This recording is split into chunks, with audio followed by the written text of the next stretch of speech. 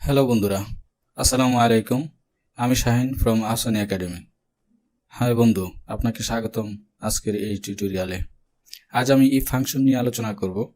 সাধারণভাবে আমরা জানি যে ইফ মানে যদি, কিন্তু মাইক্রোসফট এক্সেলে ইফ একটি কন্ডিশনাল ফাংশন।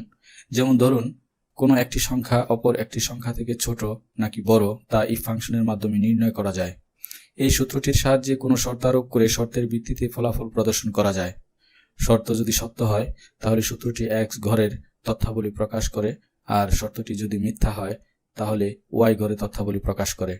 প্রিয় বন্ধুরা, আপনারা যদি আমাকে সাপোর্ট করেন তাহলে আপনাদের কাছে এক্সেল ফাংশনের সাথে সাথে এক্সেল বিবিএ নিয়েও টিউটোরিয়াল বানাতে চাই। আপনারা অবশ্যই আমাকে কমেন্টে জানাবেন, আর যারা নতুন তারা অবশ্যই সাবস্ক্রাইব করে বেল বাটনে ক্লিক করবেন, কারণ আমি যখন নতুন ভিডিও আপলোড করব সাথে সাথে আপনি নোটিফিকেশন পেয়ে যাবেন। আর যারা সাবস্ক্রাইব করেছেন তাদেরকে জানাই অনেক অনেক ধন্যবাদ। আমার এই ভিডিওটি যদি ভালো লাগে তাহলে লাইক, কমেন্ট ও শেয়ার করতে ভুলবেন না।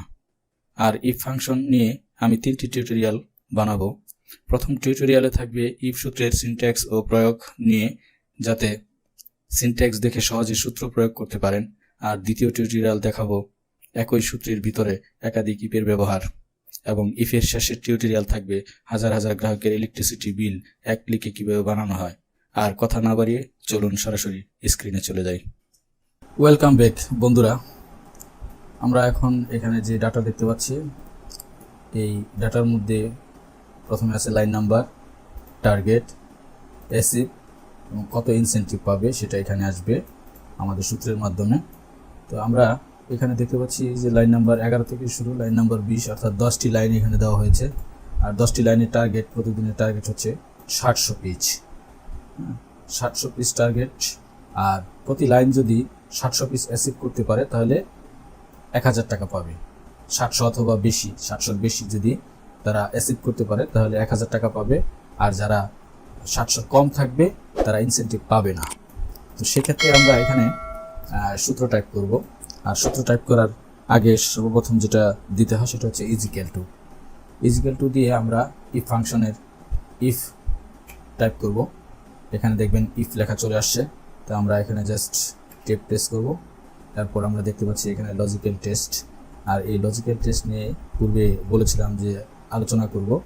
তো সেজন্য আমাদের প্রথম এখানে লক্ষ্য করি, ইফ ফার্স্ট ব্র্যাকেটের পরে আমরা যখন ফার্স্ট ব্র্যাকেট দিলাম, দেওয়ার পরে আমাদের সিনট্যাক্স শো করেছে।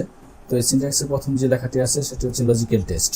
তো লজিক্যাল টেস্ট হচ্ছে আমাদের অ্যাসিভ ডাটা, যে আমাদের ফার্স্ট অ্যাসিভের যে ফার্স্ট সেল আছে সেই সেলটাকে আমরা সিলেক্ট করব। সিলেক্ট করার পর আমরা এখানে দেব হচ্ছে গ্রেটার দেন ইজিক্যাল টু দেওয়ার কারণ হচ্ছে যে আমাদের ঠিক 700 থেকেই ও কাউন্ট করবে। যদি 700 থেকে কাউন্ট না করি তাহলে ইনসেন্টিভ অনেকেই হয়তো পাবে না একের জন্য। সেজন্য 700 থেকেই যেন কাউন্ট হয়, সেজন্য ইজিক্যাল টু। আর আমরা যদি ইজিক্যাল টু না দেই তাহলে ও 701 থেকে কাউন্ট করবে। তো সেজন্য আমরা 700 থেকে কাউন্ট করার জন্য আমরা ইজিক্যাল টু ব্যবহার করেছি। তো আমাদের এই লজিক্যাল টেস্টের মধ্যে আমাদের যে জিনিসটা পড়বে সেটা হচ্ছে 700। আমাদের 700 থেকে টার্গেট দিয়ে আমরা কি করব, এখানে কমা প্রেস করব। এরপর সিনট্যাক্সে খেয়াল করুন, প্রথমে ছিল লজিক্যাল টেস্ট, বোল্ড হয়েছিল। আর এখন আমরা কমা দেওয়ার সাথে সাথে আমরা আবার এখানে কমা কেটে দিই, দেখবেন আমাদের লজিক্যাল টেস্ট আবার চলে আসছে। আবার যদি কমা দিই আমরা দেখবেন ভ্যালু ইফ ট্রু, অর্থাৎ যদি সে 700 অ্যাচিভ করে তাহলে সে কি পাবে।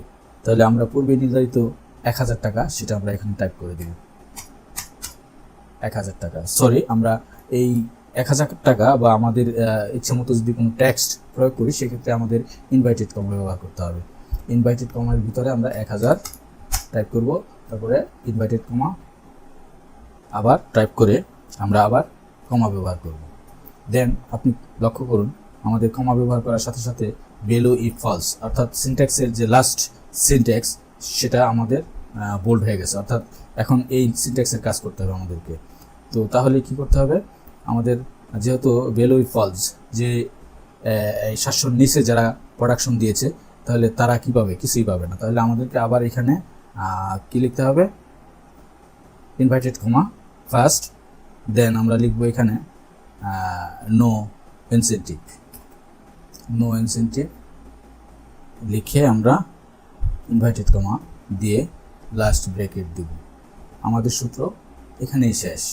তো আমরা এখন কি করব, দেখেন ম্যাজিকের মতো কি হয়, এন্টার চাপব।